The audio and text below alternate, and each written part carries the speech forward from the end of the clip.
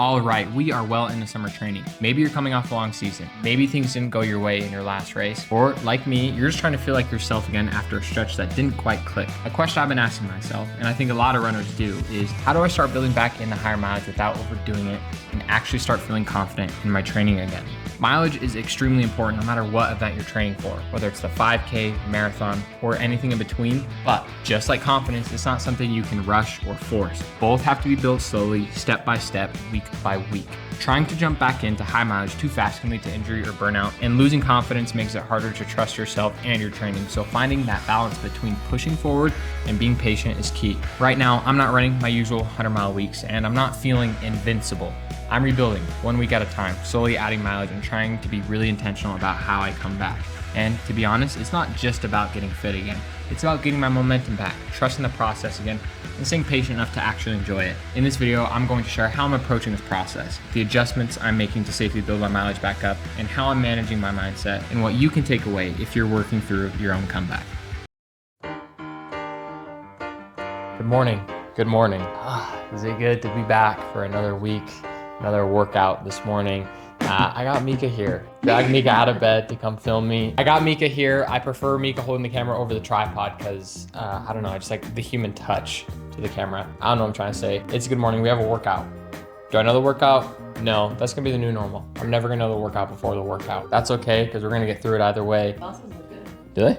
Yeah, it's like a headband. They look good? They're functional. Okay, Mika says my sunglass headband looks good. I'll let you guys decide that. Mileage goal for me this week is 85 miles. That is the highest mileage I've hit in over 12 weeks. This is a pretty big deal. I will say though, I haven't been in like a super big rush to get back up to mileage because first of all, I have plenty of time until my next marathon. I'm not trying to do too much too soon. Second of all, I've been feeling really good every day in my workouts and on my runs. And so I just don't want to just chuck a whole bunch of mileage at my body and mess up that flow, okay? That being said, the topic of today's video and probably the number one question that I get, Adam, how do I build up to mileage? How do I run more mileage? How do I run more mileage and stay injury free? I'm not gonna make you wait till after the video to answer this question. We're answering it right here, right now. We're just gonna get right into it. I'm sure by now, a lot of you know about the 10% rule. For those of you who don't know, let me enlighten you. The 10% rule is not increasing your mileage more than 10% week to week. Now, there are a few caveats to this rule. First of all, the 10% rule only really applies if you're either brand new to running or you're building up to a mileage that you've never done before. So if you're in between seasons or coming back from like a 2 to 3 week break,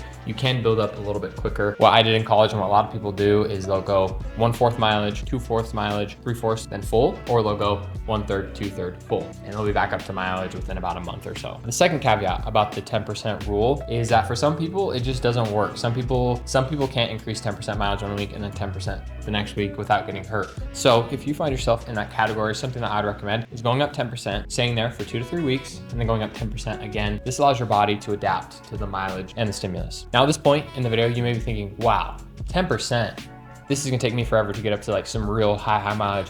I wanna be running 100 miles a week, 150 miles a week. Ooh, who's saying that? I don't know if anybody's saying that, but people say that. These are just rule of thumbs, and they're just something to kind of keep in mind. You can go up mileage quicker than a 10% rule, but you're also gonna just need to be really careful because if you're not, you're gonna get hurt. A little bit of mileage goes a long way. High school senior year Adam was running 45 to 50 miles a week. That summer, he went up to 70 miles per week. I would not recommend that. I was exhausted. Something that I did do that helped make that bigger jump a little bit more manageable is once I did get up to 70 miles per week, I wasn't just clipping that weekend, boom, boom, boom, boom. 70, 60, 70, 60, 70, 70, 60. 70, 70, 60, 70, 70, 70, 70. Down weeks are a great way to let your body kind of absorb the fitness and absorb the stimulus that you're putting on your body. So, take a down week once every 2 to 3 weeks. I came to college, freshman year, I ran 70 miles per week. Every year during the summer, I would add 10 miles and get used to the additional 10 miles before I would add in workouts. It's not just about the mileage that makes you better. Yes, mileage does help, but it's having good, consistent workouts with the new amount of mileage. Even adding just a little bit of mileage will go a long way. That's all that I'm trying to say. Now, this video isn't only going to be just about adding mileage, because really in running, believe it or not, mileage and workouts isn't everything. You might get to the point, or maybe you're currently in the point, heaven forbid, where you're adding in the mileage, you're adding in the workouts, the increased recovery, and maybe you're not getting better. Maybe you're plateauing, maybe you're even getting a little bit worse. What do you do then? At the end of the day, it's not just as simple as run more miles, get better, run harder workouts, get better. That's a big piece of it, but if that was the case, running would be easy. So clearly there are some other factors in play here. But it should be be good. Usually when you finish a season or a marathon, you take a break. You look at the build and you tell yourself, all right, next time I'm going to add a little bit more mileage, do a little bit bigger, better workouts, and that should be enough to get me better. And a lot of the times that's generally the right idea, but I've personally been coming off a string of races and seasons where I haven't been feeling my best despite doing those things. And I've just been like, dang, bro, it doesn't feel like things are translating the way they should. So now what? And something I've learned recently and been thinking a lot about over this build is that you can run all the mileage you want, hit the biggest workouts and check all the boxes, but if you're not actually trusting what you're doing, it's hard for that work to translate. So I just think that when you're rebuilding into a new season, obviously you're gonna build back into mileage and workouts, but along with that, I think it's also important to build your mind back with it, protect the confidence a little bit, especially if you're coming off a rough season or time period. I feel good in training, but I also want to feel good in races as well. But I will say, lately it has been feeling like things are starting to translate and I'm going in the right direction. And I'm just feeling good, which is all I really care about at the moment. But yes, we're gonna do the Coach Wood version of a lumberjack. Oh, I like the lumberjack. What's lumberjack? Oh, bro, So we're gonna do 2 mile tempo, Okay. 4x4, 2 mile tempo, 4x4. Okay. And then we'll see. Okay. That's not fun. When you say tempo, are you saying Tempo like true lactate threshold stuff, like pretty slow. Okay. Yeah. Man. A 5:10 pace probably. Okay. I'll leave that first one out again. 5:10 pace for 2 miles, and then we'll rip some 4s. Oh, okay. Okay. That'll be ripping for me. This will be awesome. We're gonna trust Koros on this. Yeah, we'll trust Koros. We'll roll for 10 minutes. So it's not a distance. It's just 10 minutes. And then wherever you are, cross the field or get back to here pretty quickly because the rest is gonna be just a couple minutes. Okay, we'll go. All right. Okay. Sound good? Okay. I'll make sure we group. Let's roll. Here we go. Ready? Go.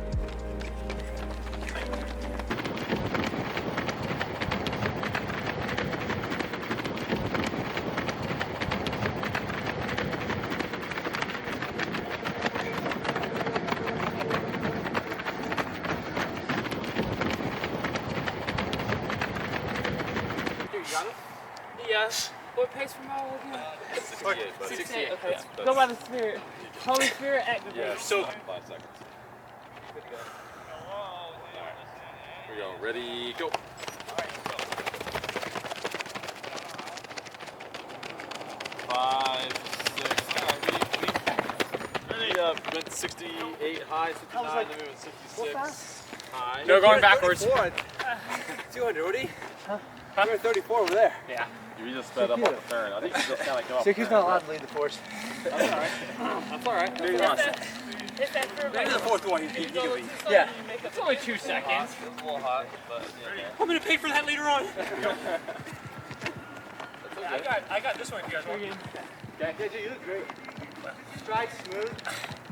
Locked in. I'm only 2 400s in, I hope so. Here we go. Ready? Go. That's what it said. That's what it said. Let's go. Come on.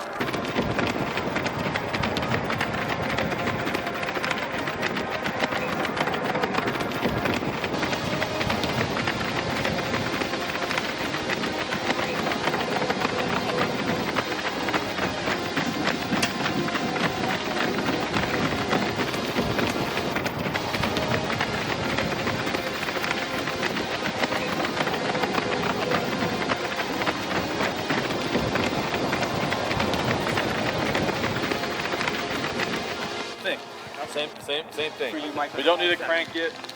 What we're gonna do is we're gonna do 4x4 at this pace. We'll give you maybe a little bit more rest, and we're gonna do it kind of like a tag mile at the end. Okay. Sound good? Yeah, sounds good. All right. I challenge you to. One thing at a time. One lap. You got this. Here we go. Ready? Go. Come on.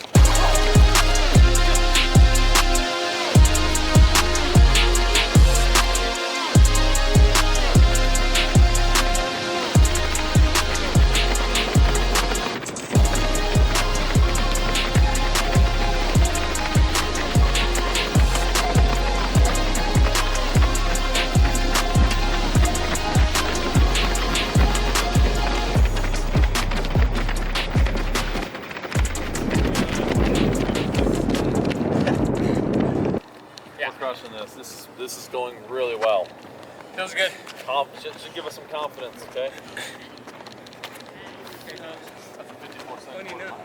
Well, that's what I was gonna ask. Yeah.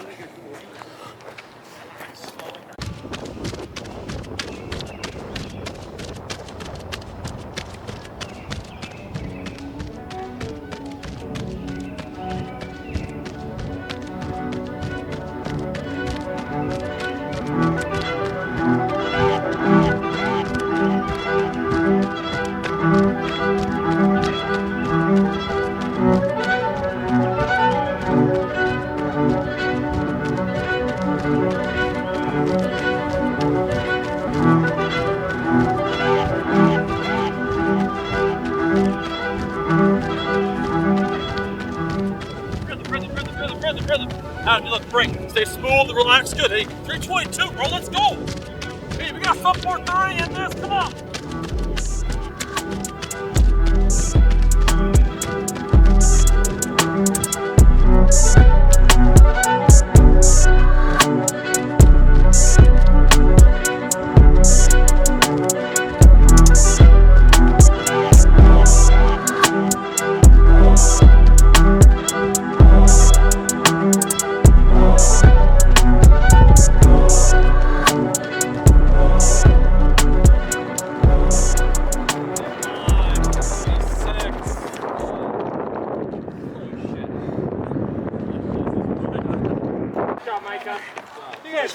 You guys flew.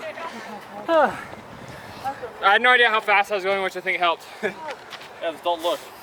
That's awesome. 426 last mile. Hey, good workout. Good set. Hey, that's a fun set. Let's go. Good job, baby. I like it. I like it. Got some confidence, we can change gears now. I have to go lift weights and I have to sauna as well. I've been sauning super consistently for the past like 3 months, and I think it's starting to pay off maybe. Maybe that's the reason why I'm feeling so good. But another reason why I also feel so good is because I am always adequately hydrated with Element, who so happens to be the sponsor of today's YouTube video. I've been sauning a lot after every single run. Now here's the deal, if I ran a workout in the heat, went to the sauna, and just drank water, I wouldn't be adequately hydrated. I have to make sure that I'm replenishing my electrolytes. They help fight fatigue, muscle soreness, and headaches. And I really like Element because it tastes good and it has a great balance of sodium, magnesium, and potassium, all essential electrolytes when it comes to hydrating. I literally only have raspberry. My favorite flavor is raspberry, but sometimes I do dabble in a little bit of watermelon. And right now, Element is offering you, my viewer, a free sample pack with a free sample pack with 8 of their most popular flavors.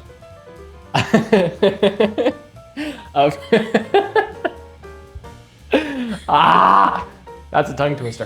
Free with any purchase. All you have to do is go to drinkelement.com/AdamWood. Spelled out for you guys, that is DRINKLMNT.com/AdamWood. And with that being said, guys, let's get back to the video.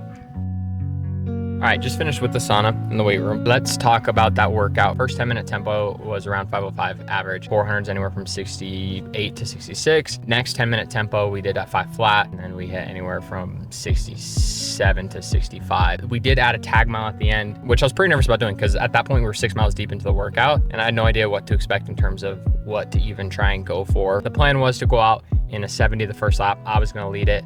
We ended up going a little quicker, bring us through into 67. After that, Hoptama was supposed to lead, but JQ kind of took over because he felt good and he kind of just pressed on the gas the whole way. So we got spread out and I kind of just ended up running by myself the whole time, but I'm really happy with the 426 mile because that is literally the fastest mile I've done since college probably. And I'm not even exaggerating with that. I didn't know what splits I was running at all until about a lap to go. I heard 322 and I was like, oh, wait a minute. I might actually run pretty fast here.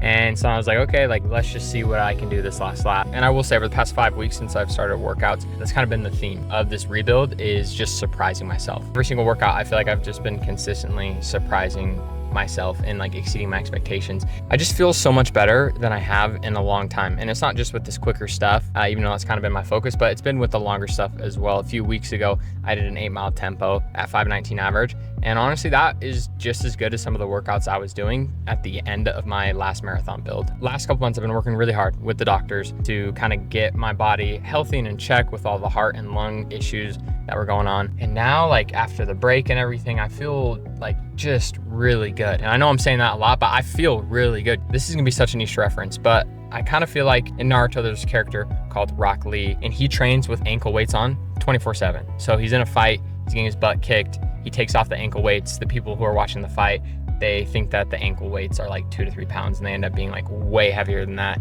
And as soon as he takes off the ankle weights, he's like a different dude. That is better. Now I will be able to move freely. And that is just how I feel. Kind of just like I've taken my metaphorical leg weights off. Things are just kind of moving in a really good direction. After the break, I knew I was gonna have to build back into some fitness. I knew I was gonna have to do that. But I also thought, okay, well, let's kind of start building in some confidence as well, because if I don't work on just being confident in what I'm doing and trusting my body to get better, then I'm probably not gonna feel that much better. So really my approach in training has been like, okay, let's just see what I can do. And because of that, I've been able to surprise myself quite a bit. And I think that's really helped raise my confidence. So it's been fun doing workouts like these, and really it's made me confident that the workouts are translating. And I'm really just trying not to rush into anything, not trying to rush into like super high mileage or rush into any like big races, because I just feel like if I can kind of sit in this zone, keep doing what I'm doing, have the workouts I've been having, and just rinse and repeating this process that I've been taking the last 4 months, I think it'll mean pretty big things for my fitness, and I think it'll take me a long way. All right, before we finish up the video, I wanted to leave you guys with a few tips. I want my videos to be helpful to you guys. So whether you're coming off of a rough season, coming back from a break, or just looking to kind of level up without burning out, here are my top 4 mileage and physical rebuilding tips, and then we'll go over my top 4 mental and confidence building tips. Okay, mileage and physical rebuilding tip number 1 is follow the 10% rule loosely, not religiously. The 10% rule is meant to just be a general guide, and I wouldn't recommend living or dying by it. Some weeks you're gonna recover and feel really great.